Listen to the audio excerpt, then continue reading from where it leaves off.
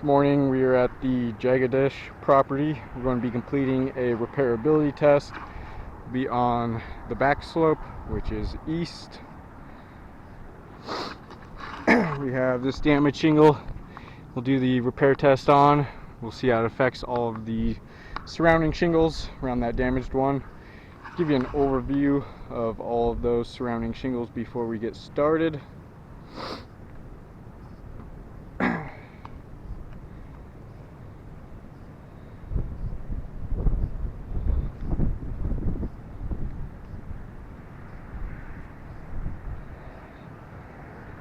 For my tools, I'll be using a flat bar, roof snake, hammer, and putty knife.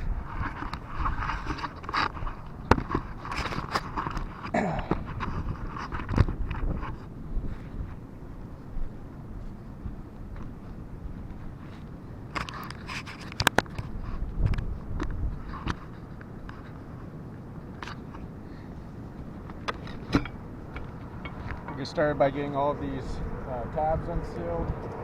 Use the putty knife to unseal the top shingle.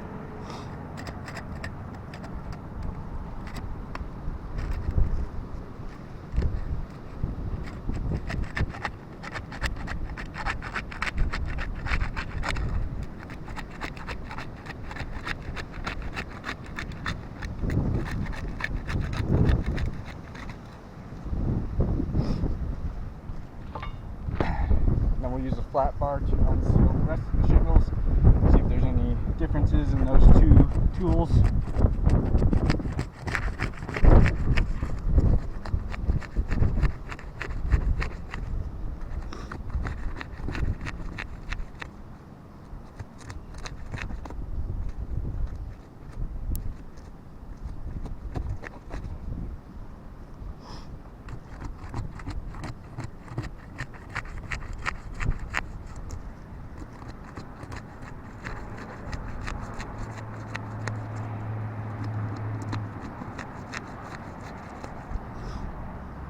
Okay, now that we have all of those shingles unsealed, we'll start removing these nails.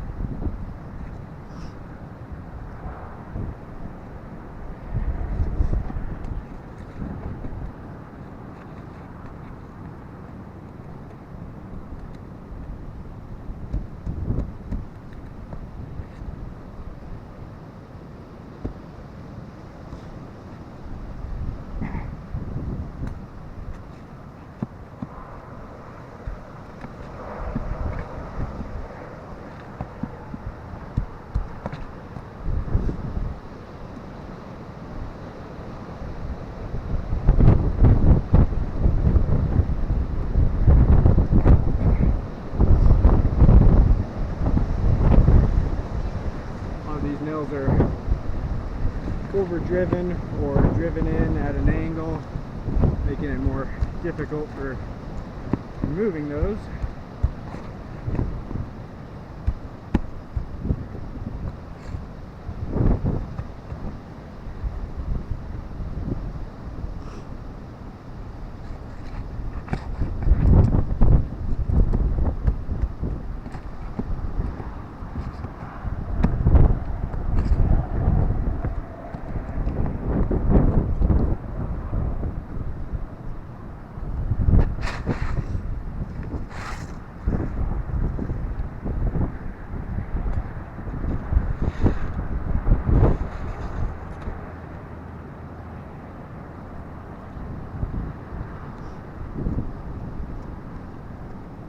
we got all those nails and that old shingle out.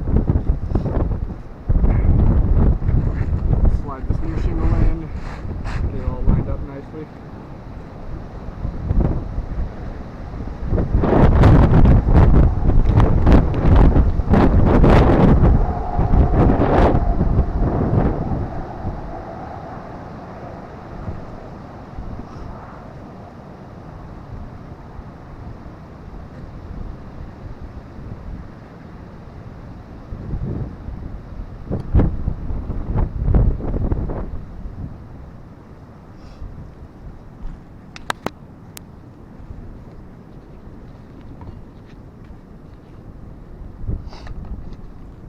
Start getting some nails back in there now. I'm using the Roof Snake for that.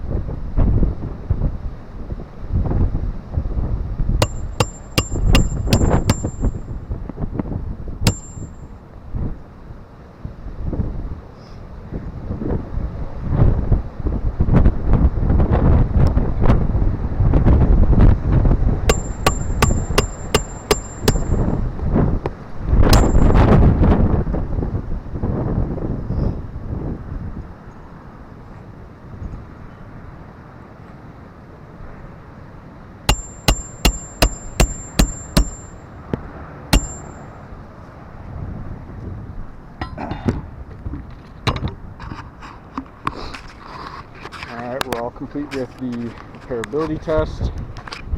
Give you another overview of all of those surrounding shingles.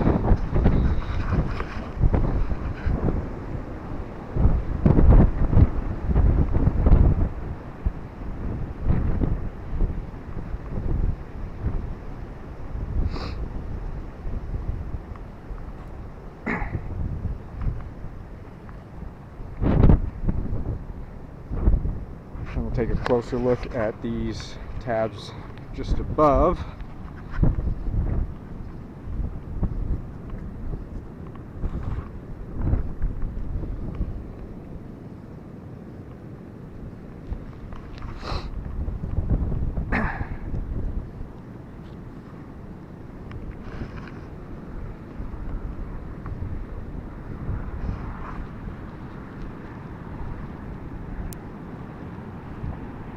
Notice some slight stress fracturing along the top of some of these tabs.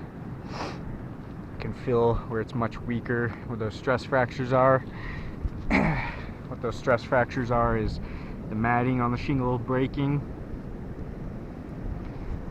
We can feel where it's much weaker in those areas, so that's going to not allow these shingles to do exactly what they're designed to do as best as they should. You can see a tear right there in the middle of those two tabs.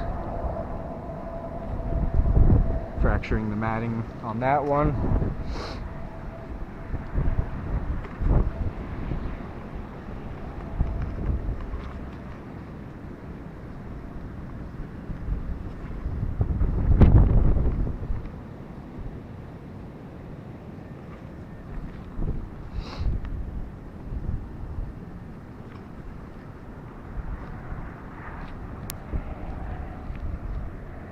Notice a stress fracture along here as well, and right in that corner there.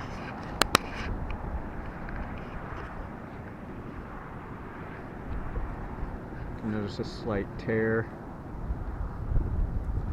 We got those damages as well. And I think the biggest issue with the roof is going to be the mat transfer. I believe we had quite a bit of it.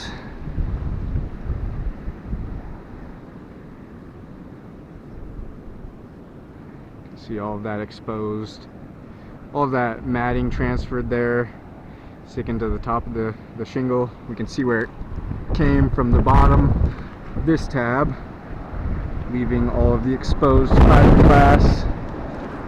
You can see a lot of it right there. That'll also be damaging the integrity of the shingle, as we can see chunks of matting taken from the bottom of that tab. So that'll be damaging the integrity of that shingle. Then it's also going to make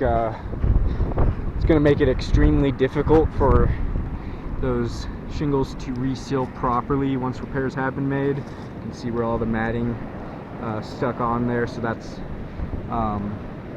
there in place of the tar line, the tar strip there. So that's going to make it extremely difficult for those shingles to reseal properly. You can see quite a bit of mat transfer along all of these tabs. All the exposed fiberglass there due to the mat transfer.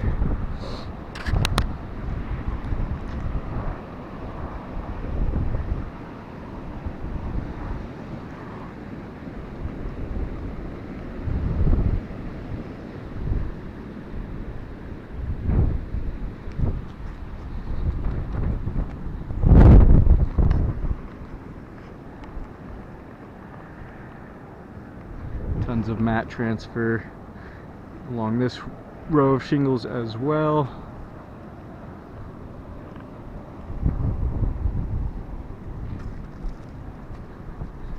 Show you that damaged shingle we pulled. You can see all of that mat transfer along here as well.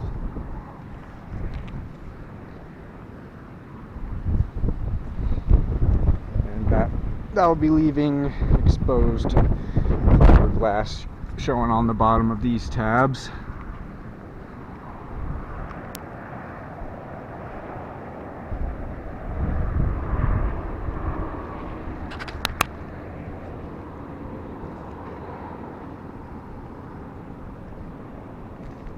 See quite a bit right there.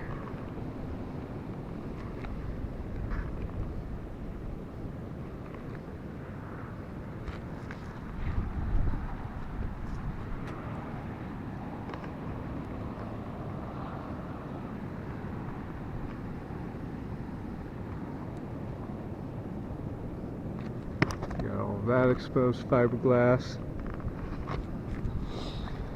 So we can see very significant mat transfer along both of these rows of shingles, in which we use the putty knife to unseal the top shingle there, and then we use the flat bar to unseal the rest of these. We can see mat transfer along both of those rows. We can see it underneath every single tab that we lift. Very significant mat transfer, very bad.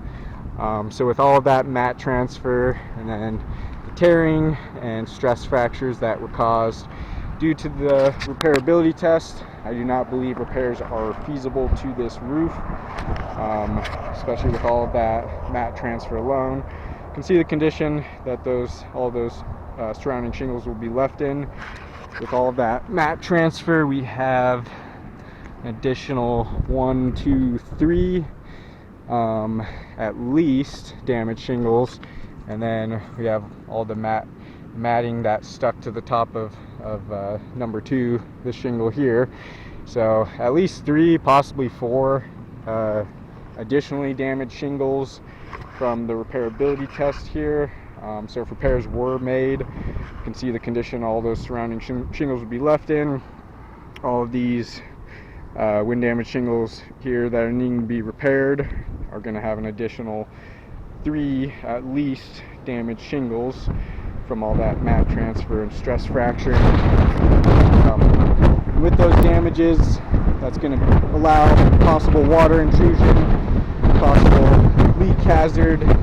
So if repairs were made to this roof, there would be potential leak hazards all over the roof, and that would not be indemnifying the homeowner. That would be leaving them with more damaged shingles than they previously had.